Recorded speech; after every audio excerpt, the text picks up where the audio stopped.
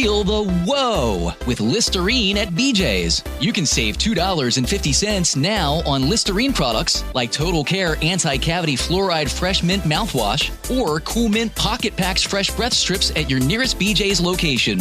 Experience the feeling of a million germs zapped in seconds with Listerine. Discount available through December 24th. Save now, only at BJ's.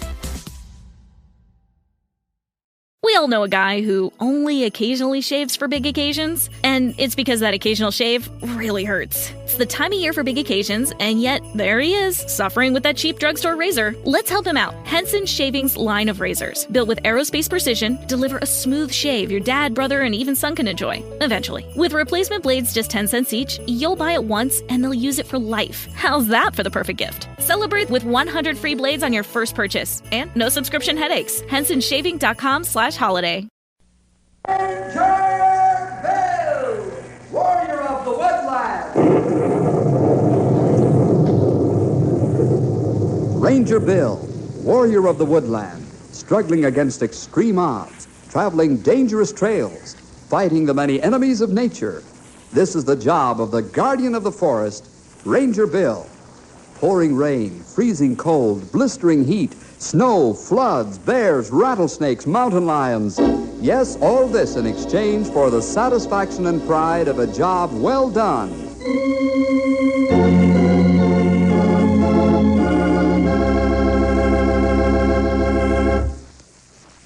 Have you ever been in a dangerous situation where you have too much time? I know this sounds strange, because most of us never have enough time for the jobs we face. In our story today, though, the problem is reversed. A man might lose his life because he has too much time on his hands. Let's call this story 10 Hours Too Much. The day this story begins is just another day for us Rangers. Nothing unusual or exciting. It's simply a beautiful day, and we have many blessings to thank the Lord for. I was sitting in the office, eyeing a stack of paperwork on my desk and trying to decide whether to file it in the wastebasket or roll up my sleeves and polish it off. Ranger Headquarters, Bill Jefferson speaking. Bill, this is Peg Banker. Oh, hello, Peg. A long time no hear from you. How are things, including the little bankers? Oh, things look rather glum at the moment, Bill. Oh? What's the matter, Peg? Ed's overdue home by 3 hours. Oh. I'm worried, Bill. He's never done this before without calling me. Do you suppose something's happened to him? Well, I don't think so. Have you called the bank? Yes, but Jeb Hilliard, the chief guard, says Ed left about closing time as far as he knows, and he's definitely not at the bank. Well, I wouldn't worry about Ed. Perhaps he was called away suddenly on an urgent business matter, and he'll get in touch with you as soon as he can. I don't think so. I called Mr. Peters, and he said as far as he knew, Ed didn't have anything pressing. Oh, I see. Oh, tell you what. Give Ed another hour, or hour and a half. If he doesn't contact you, then call me, and I'll start the ball rolling to find him, okay? All right, Bill. That sounds like the sensible thing to do. I feel some relief just talking to you about it. I'll let you know the moment I hear from Ed. That'll be fine. And I'm sure everything will be all right, Peg. Well, goodbye for now. Goodbye.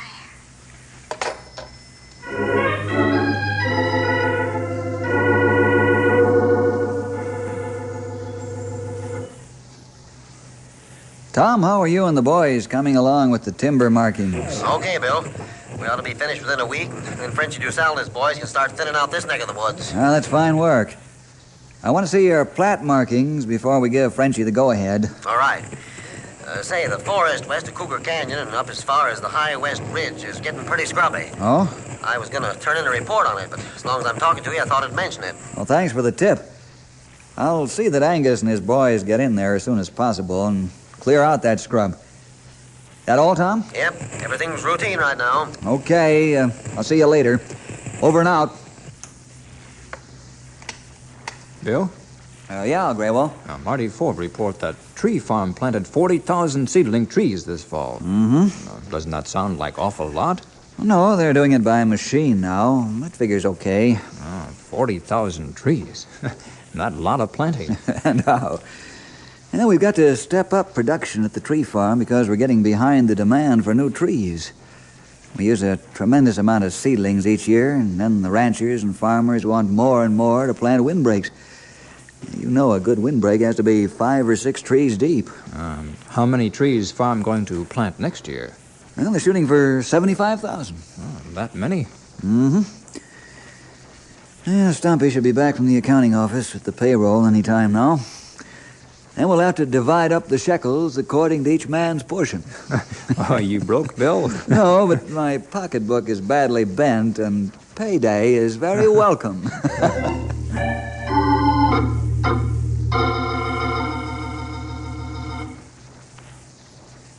Yes, sirree, this here folding stuff sure does wonders, and a man ain't much good without it.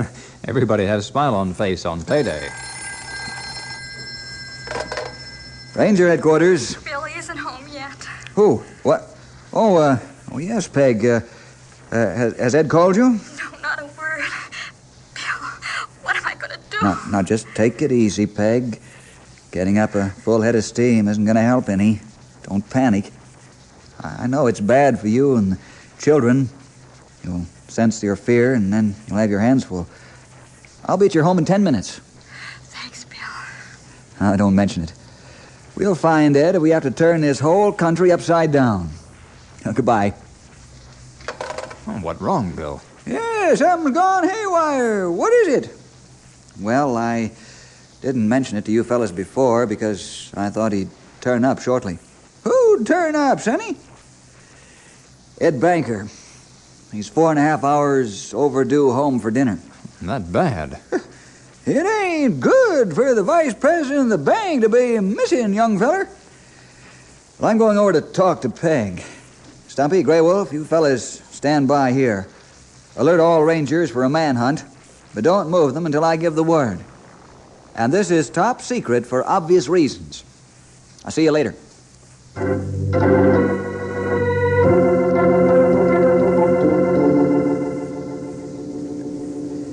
Do the children sense there's something wrong, Peg?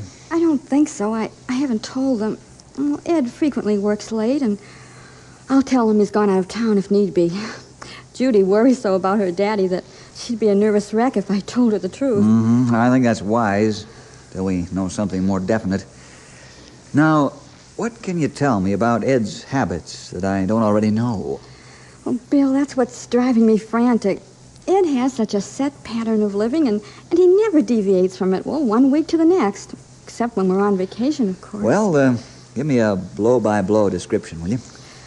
Well, Monday nights he's home all evening, and Tuesday he goes to the gym, and then to the men's club at church, and he's home by 11. Mm-hmm. And then Wednesday, one of us goes to prayer meeting, and Thursday is home night. Friday, we alternate between boys' club and choir practice. Saturday, well, Ed calls it family day, and if we go out, we take the children. Sunday, of course, is the Lord's Day, and we're all together that day. Mm-hmm. And during office hours, Ed attends several businessmen's clubs for luncheons, and then one night a month, he attends the orphanage committee meeting, and, well, that's it. Well, as you said, it's a set pattern, all right. Did he give you any clues this morning? What do you mean? Oh, any unusual remarks or actions? Did he appear worried or nervous? On the contrary, Bill, he was unusually happy this morning. Well, yesterday he closed a big deal for the bank, and it'll bring in considerable new business. And This is going to be rough. that's what's got me so worried. What could have happened to him? Now, take it easy, young lady. That's easy for you to say. He's not your husband. You've got to believe me, for your own good. Now, you can't be drawing mental pictures of tragedy for yourself, or you'll crack up. Then you won't be able to take care of those 3 fine children of yours. Now, let's go on the basis that no news is good news. I'm sorry. I know you're trying to help, Bill. I'll be all right. Really, I will. That's good. Well, now I'd better get started. I'll keep you informed. You'd better try to rest. Sleep would be better. I Can't sleep now. You want me to call the doc? Have him send over a sedative so he can sleep? No, I'll try to rest. Afraid to stay alone? My mother would be glad to come over and stay with you. Would she? Oh, that'd be wonderful. Just to have someone to talk to and give me a little moral support. Well, Henry's out in the car. I'll have him drop me off and then bring my mother over here. Well, goodbye for now. Goodbye. Bill. Oh, yes? How are you going to find Ed? Where will you begin looking? Well, I don't know yet where we'll start. There's only one way to find a needle in a haystack. Well, how's that, Bill? Turn over every piece of hay until the needle is found.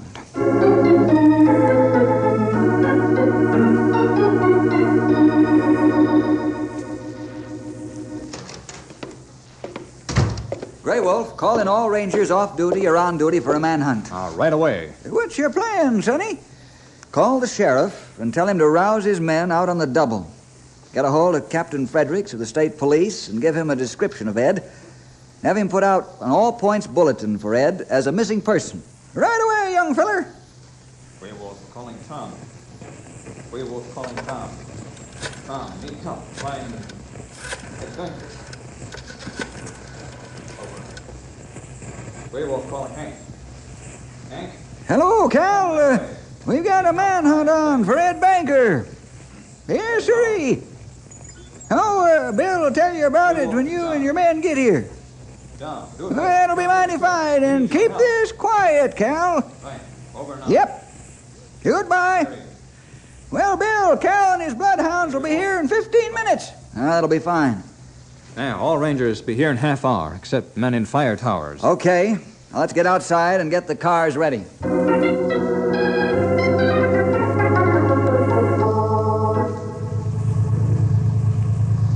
That's the story up to this minute, Cal. Ed's vanished into thin air, and there's no logical explanation for it. Well, maybe someone's holding him for ransom, being he's a banker. And there are a lot of possibilities, Cal. Now, here's my plan of action.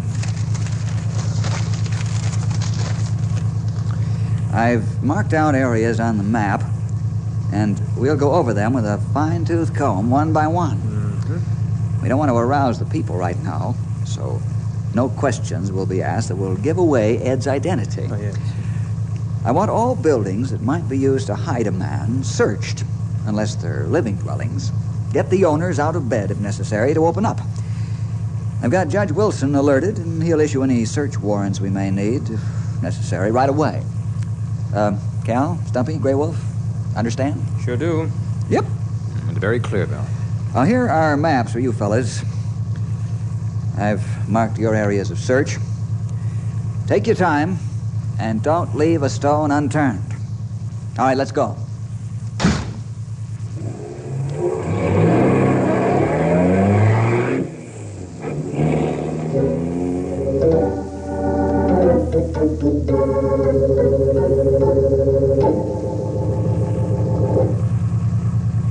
Grey Wolf, I'm going to look through that old horse barn over there. You stick with the radio. Right, Bill.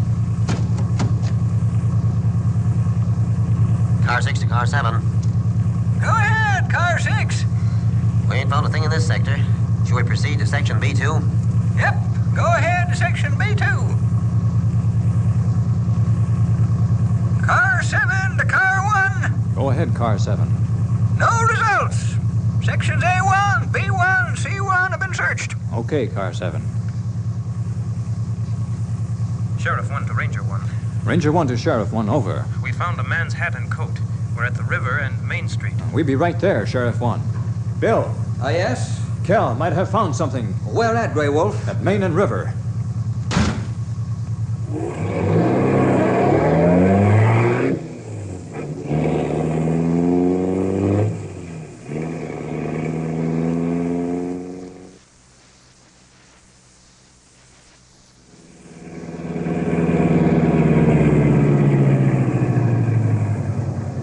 There they are by bridge.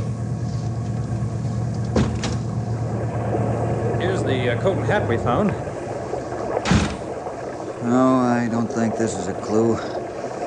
Coat and hat have been in the water a long time, Cal. Coat's rather threadbare, and the color of the hat doesn't go with the color of the coat.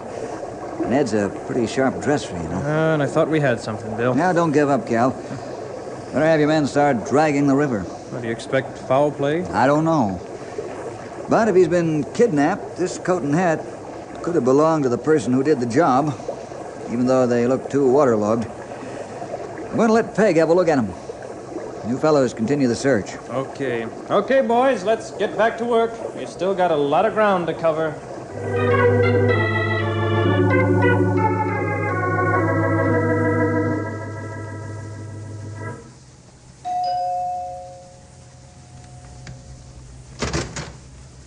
Oh, Bill, I must have dozed off. Have you found Ed? No, not yet. I have a hat and coat I'd like you to look at. Oh. Now, take it easy. I feel certain they don't belong to Ed, but I want to be sure. Oh, all right. Come in the house. You don't have to stand out there. Thank you. Well, here they are. Those aren't Ed's. Thank the Lord for that. Yeah, I didn't think they were Ed's, but I wanted to make sure. Do you recognize them? No, I don't. Okay. I'm sorry to have bothered you at this late hour. Oh, it's no bother. After all, you and your men are out there working. Would you like some coffee? Oh, thanks, but we've got that all taken care of. I'm sorry I don't have cheerful news for you, but we'll keep at it until we find out. I know you will, and I want you to know how grateful I am. Please let me know the minute you find anything at all. I will, Peg. Good night.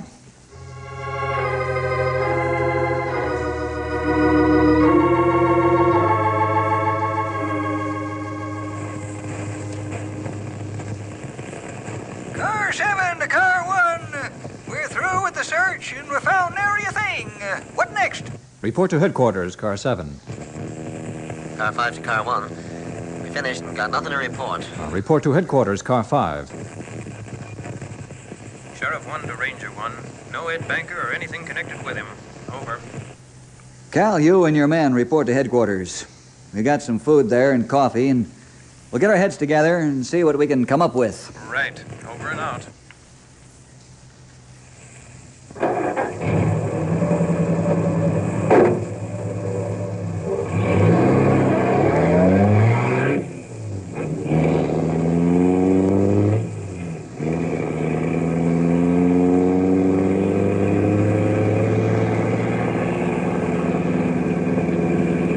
Lost in thought, Bill. You haven't said one word. Bill, you awake? Sort of. This thing's got me puzzled. You're not alone. How can Ned disappear like this? Unless maybe... Unless he ran off with some of the bank's money. I'm sure that's entered a lot of minds this night. As far as I'm concerned, that's the last possibility. I think I know Ed better than that. That's what I keep telling myself. But where can he be? If I knew that answer, Grey Wolf, he'd be a very happy wife and children right now. Or very sad.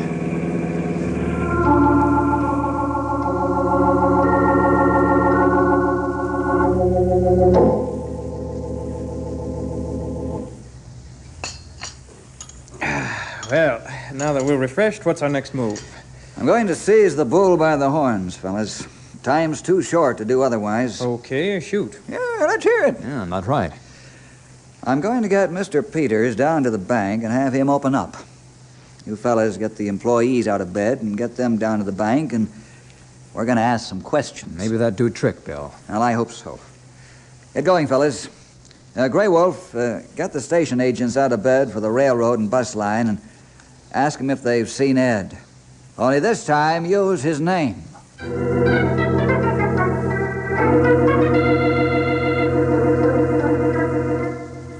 After the bank closes, us guards like to sit down for a spell, Bill.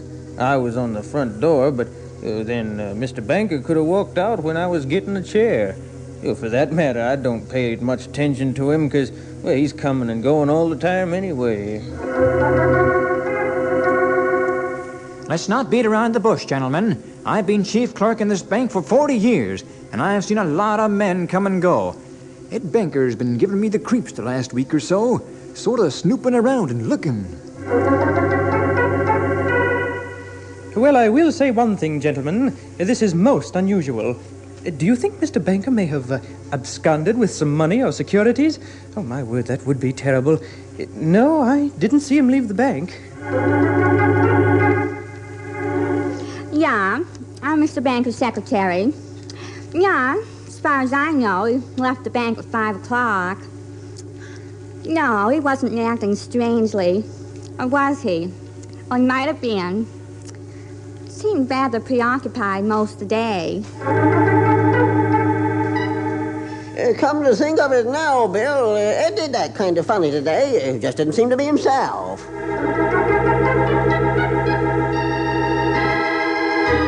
Bill, if you don't find Ed in another hour, I'm going to have to call the bank examiners and have them rush in here for an audit before we open for business. Mr. Peters, do you believe Ed has stolen money or securities from the bank? Right now, I don't know what to believe, Bill. I don't want to believe it, but yet I've got to entertain the idea for the sake of the bank's reputation and the peace of mind of the depositors and the stockholders. The people won't take my word for it that everything's still here. If this breaks loose as scandal, why, we're liable to have a run on the bank. A statement of condition by the examiners would stop that, wouldn't it? Well, I hope so, or we're ruined.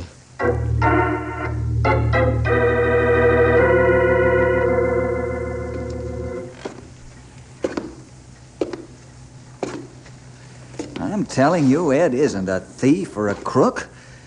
We mustn't think on that basis or we're lost. Maybe you're right and maybe not, Bill. Men change from being honest to being crooked sometimes. Yeah, Grey Wolf's right, Sonny. What proof have we that Ed hasn't taken off with some of the bank's money? Well, there ain't any proof, but I got to agree with Bill this time. We got to assume Ed's honest. I think so, too. Great day, fellas. We've all known Ed for years. He's helped us all with financial problems of one sort or another. If there was only some shred of proof, some clue. But, Bill, I think I can help you there. How, Mr. Peters? Come on, speak out, man. Well, have we looked at the vault to see if it's been tampered with? Well, no, we haven't. But how would that help? Well, if Ed took the money, he'd have to take it from a teller's cage. There were no shortages reported. If he took securities, he'd have to take them from the security tellers. And they audit every night, and there were no missing securities reported. So Ed would have to get into the vault to get his hands on cash or securities. Uh-huh. Let's go down in the basement and take a look at the vault.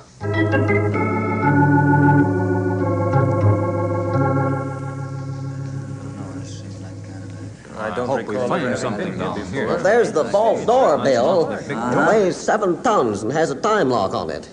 Now, if all of you will stand back now, I'll try the combination. If the time lock's been tampered with, the door will open. Let's see, it's 7, 4, 3, 8, 6. Oh. No, I'll try it.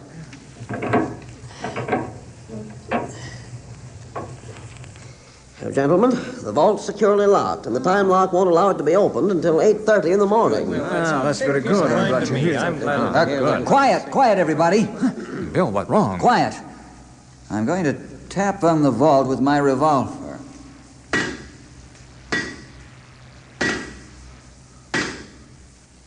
Now listen.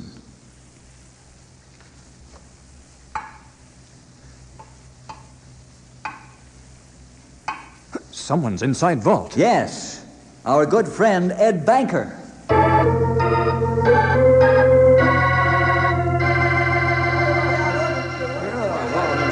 What can we do to get him out?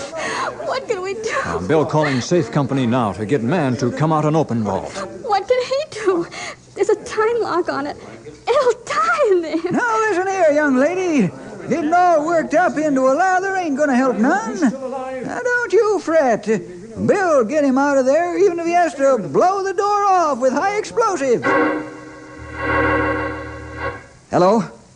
Hello, can you hear me? Yes, I can hear you. The connection's bad. Maybe you ought to try again. I'm flying down to your plant in a helicopter, and I'll pick you up in an hour. Bring an engineer along so we can figure out the oxygen capacity of the vault. You understand? You understand? Yes, I understand. We'll be Hello? Hello?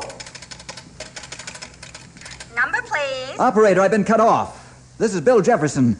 Call that number and tell him I'm on my way with a helicopter. Will you do that, please? Just a moment. I'll give you the supervisor. Hang the supervisor. This is a matter of life and death. Do as I say and be quick about it. This is Chief Ranger Bill Jefferson. I'll do as you ask, Mr. Jefferson. Thank you.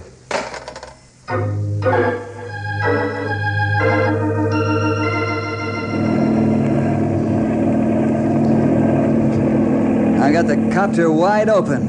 There'll be in Knotty Pine in 10 minutes. How long can he last in the vault? Well, I think I've got an idea of the size of the vault. I'd say his oxygen supply's getting pretty thin right now. He won't last more than, half an hour. Maybe you'd better drill a hole through the vault door large enough to pump oxygen inside, Mr. Ford. Oh, that'd take hours. I can get this high-speed drill through to the time lock and get it to release the tumblers and bars. That's our safest approach. Well, you're the doctor. Just one thing I want to be sure of. Oh, what's that, Mr. Jefferson? Hit that time lock the first time you drill. That's what I came for, sir.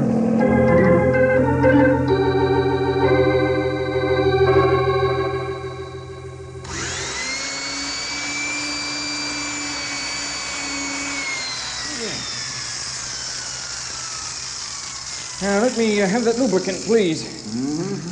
Here you are, Mr. Ford. How much farther? About a foot. Oh, just pray this drill doesn't break.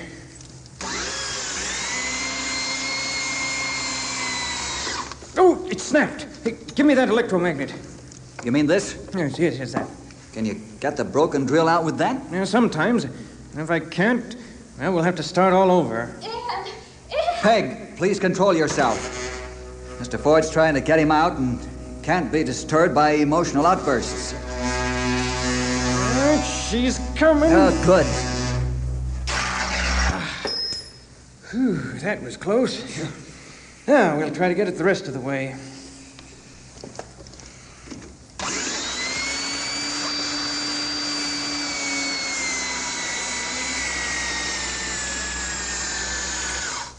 I'm through the door and into the time lock. Try the door. Right.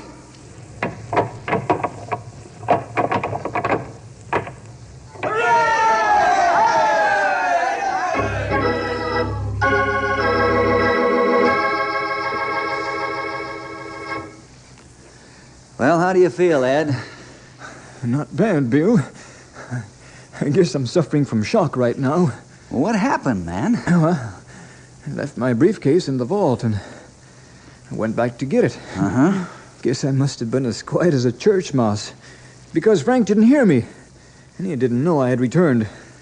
So he closed the vault door and went home. I didn't think of making noise right away. I guess he left before I could get to the door to pound on it. And you had a close shave, mister. Because you had too much time on your hands. 10 hours, to be exact. 10 hours too much.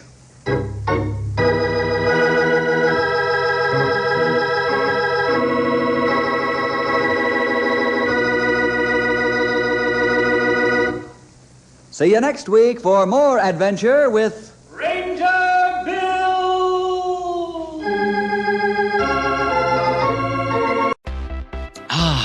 Feel the whoa with Listerine at BJ's. You can save $2.50 now on Listerine products like Total Care Anti-Cavity Fluoride Fresh Mint Mouthwash or Cool Mint Pocket Packs Fresh Breath Strips at your nearest BJ's location.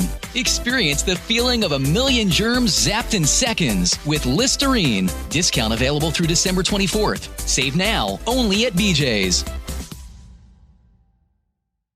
We all know a guy who only occasionally shaves for big occasions, and it's because that occasional shave really hurts. It's the time of year for big occasions, and yet there he is, suffering with that cheap drugstore razor. Let's help him out. Henson Shaving's line of razors, built with aerospace precision, deliver a smooth shave your dad, brother, and even son can enjoy, eventually. With replacement blades just 10 cents each, you'll buy it once, and they'll use it for life. How's that for the perfect gift? Celebrate with 100 free blades on your first purchase, and no subscription headaches. HensonShaving.com/holiday.